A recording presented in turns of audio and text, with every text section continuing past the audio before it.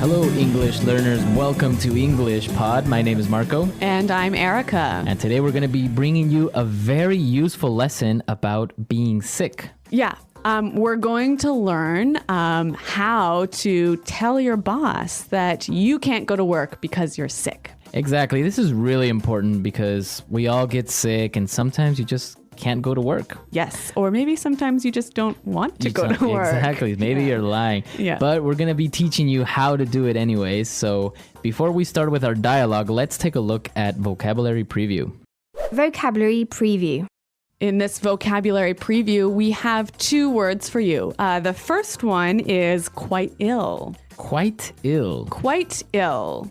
So quite ill. Very sick. Very sick. Quite is a synonym of very. Exactly. Okay. Yep. And ill, Sick. sick. Yep. So they both mean the same thing. No difference. No difference at all. I just think ill is more common in British English. Exactly. All right. Let's take a look at our second word. Flu. The flu. The flu. The flu. So the flu is a virus. Yeah, it's a sickness. Okay. And it's very similar to a cold. Yes, but just a lot worse. A lot worse. So it's stronger. Yep, yep. It's also called influenza. Influenza. Exactly. So the flu. Okay, so let's listen to our dialogue. What's going to happen here today? Well, we're going to listen as Julie calls her boss to tell him she's sick. All right. But is she really sick? I don't know. Let's find out.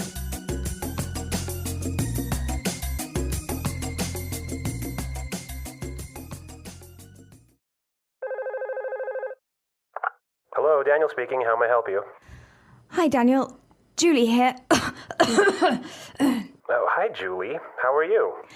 Actually, I'm feeling quite ill today. Oh, I'm sorry to hear that. What's wrong? I think I'm coming down with the flu. I have a headache, a sore throat, a runny nose, and I'm feeling slightly feverish. I see. So you're calling in sick. Yes, I was hoping to take the day off to recover. Okay, then. Try and get some rest.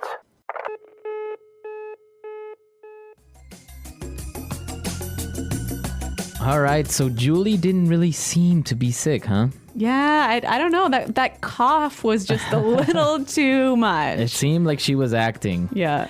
All right. So let's take a look at some of this vocabulary in language takeaway. Language takeaway. We have 5 words for you here, and these are all great words to describe a sickness, right? All right, the first one, headache. Headache. Headache. Headache. So when you have a headache, you have a sore head, right? Right. Your head hurts. So it's pretty simple. Yep. You have a headache. It's the way you feel after being at the bar too late. Yeah. When you drink too much, you Yeah. get a headache. Yeah. All right. Let's take a look at our next word. Sore throat. Sore throat. Sore throat. Sore throat. So basically, we have 2 words here. Let's look at the first one. Sore. Hurting. It hurts, right? Yeah. And your throat is... Well, it's the part right here where at the back. Oh, you can't see me. Well, it's the part at the back of your mouth that goes down to your stomach. All right. That's your throat. Yeah. So you use your throat to swallow. Okay. Now, we can use the word sore with different body parts, right? Yeah. Like a sore back. A sore back, right? Or maybe you were playing tennis all weekend, so you have a sore arm. Or even a sore neck. Right. So the word sore. Let's take a look at our third word. Runny nose. Runny nose. Runny nose. Runny nose. This is a very strange word, I know. but it doesn't mean that your nose is running, right? No, but okay. No, but when you have a runny nose, there's lots of water coming out of your nose, right? Right. So it's interesting though, because when you run, you go fast, right? So a lot of water is Coming fast out of your nose. out of your nose. Runny nose. Yeah. Okay.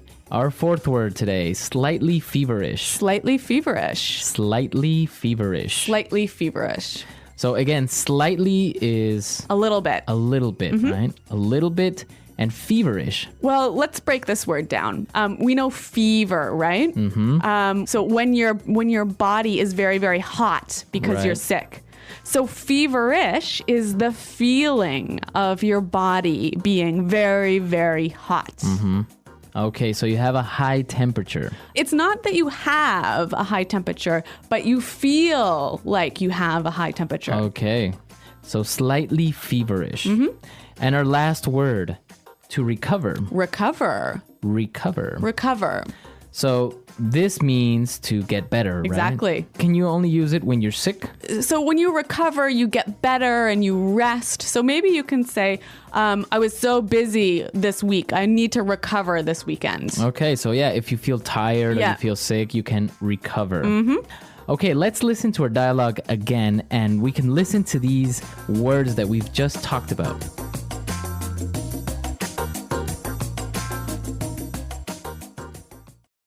Hello, Daniel speaking. How may I help you? Hi, Daniel. Julie here. Oh, hi, Julie. How are you? Actually, I'm feeling quite ill today. Oh, I'm sorry to hear that. What's wrong? I think I'm coming down with the flu. I have a headache, a sore throat, a runny nose, and I'm feeling slightly feverish. I see. So you're calling in sick. Yes, I was hoping to take the day off to recover. Okay, then. Try and get some rest.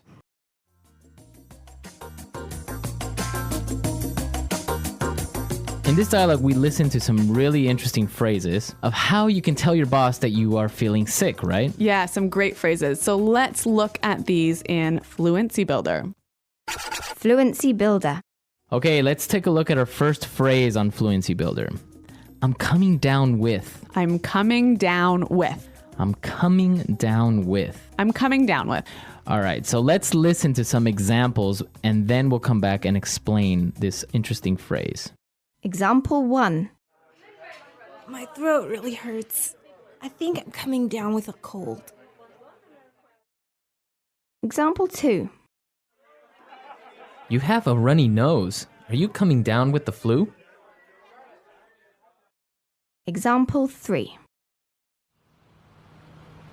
I don't feel well.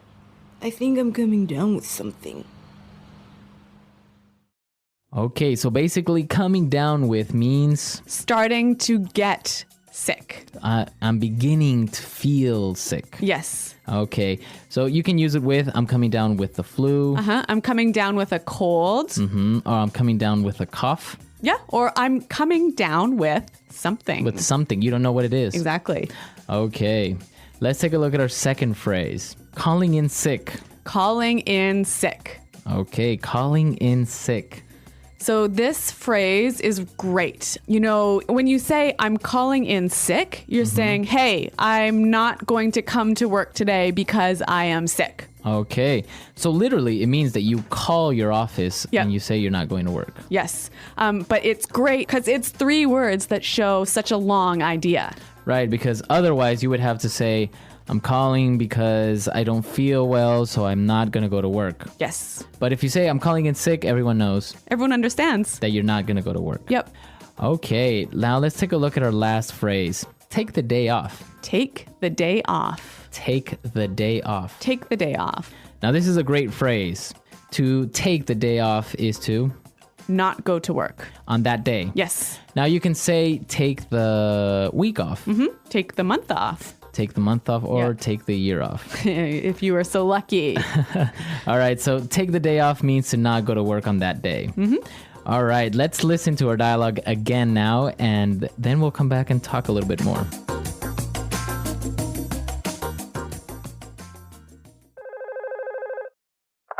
Hello, Daniel speaking. How may I help you? Hi, Daniel. Julie here. Oh, hi, Julie. How are you? Actually, I'm feeling quite ill today. Oh, I'm sorry to hear that. What's wrong? I think I'm coming down with the flu. I have a headache, a sore throat, a runny nose, and I'm feeling slightly feverish. See, so you're calling in sick. Yes, I was hoping to take the day off to recover. Okay, then. Try and get some rest.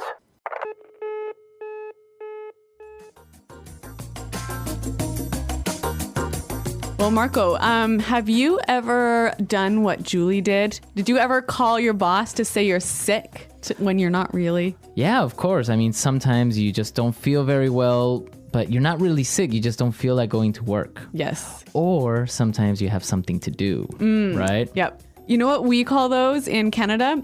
We call them personal days. Personal days. Yeah. So you say, oh, I'm going to take a personal day, meaning I'm going to call in sick, but then go shopping. We used to do that a lot because, for example, soccer games are such a big deal. Oh, yeah. And, sometimes you would have a soccer match between, I don't know, Brazil, and it would be maybe at 10 a.m. or 11 a.m. So everyone would call in sick on that day. Yeah, so the boss at least could plan that he would have an empty office. Yeah, or sometimes you would take half the day off.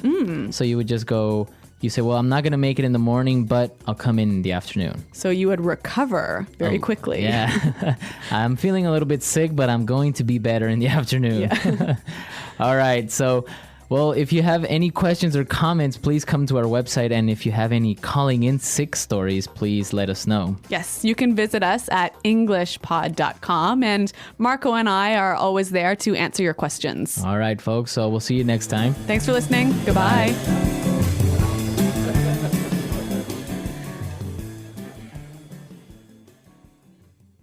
Next, I'm going to bring you an interesting morality tale. Enjoy. The Mysterious English Teacher. 神秘的英语老师. Jack was an ordinary high school student who struggled with English. No matter how hard he tried, he couldn't remember vocabulary, his grammar was a mess, and his pronunciation made his classmates laugh. One evening, after failing yet another English test, he walked home with a heavy heart. As he turned a corner, he noticed something strange, a small, old bookstore that he had never seen before. The sign above the door read, Professor Winston's Language Wonders. Curious, Jack stepped inside. The store smelled of old paper, and towering bookshelves stretched toward the ceiling, packed with ancient books. In the middle of the store stood a tall, thin man with silver hair and round glasses. Ah, a young student, the man greeted him with a mysterious smile. Are you looking for something special? Jack sighed. I just wish I could be good at English. I study hard, but nothing works. The old man stroked his chin. English, you say? I might have just the thing for you. He walked to a dusty shelf and pulled out a leather-bound book titled The Language of the World. This book is special, Professor Winston said.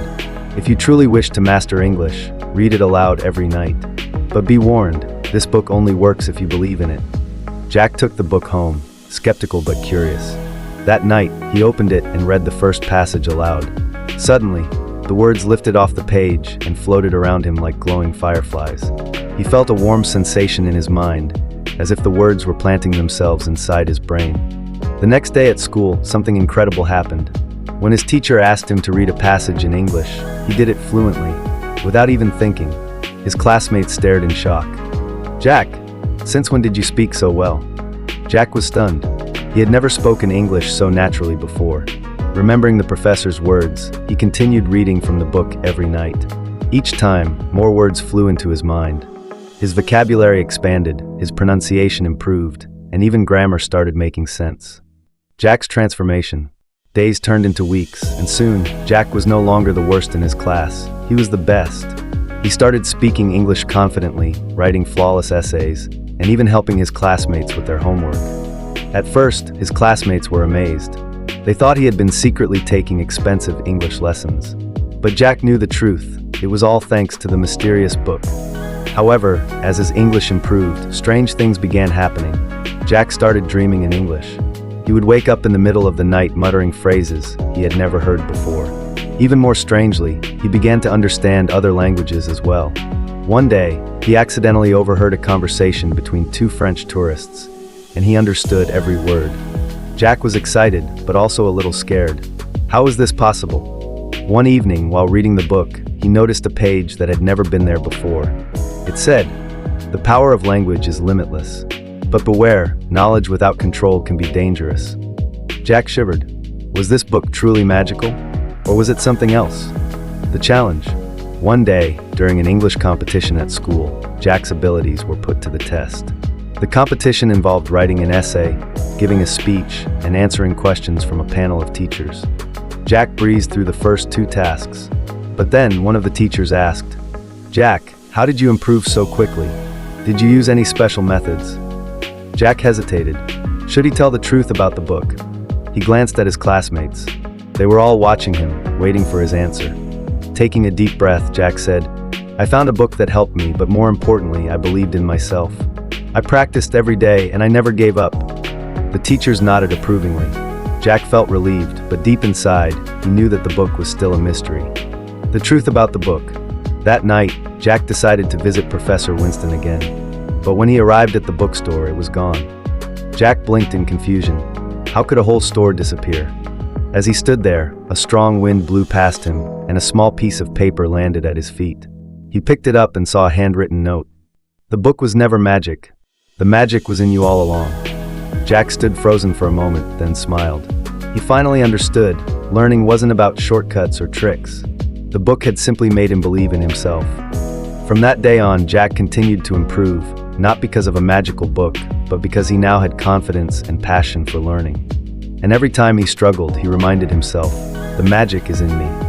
That's all for today. See you next time.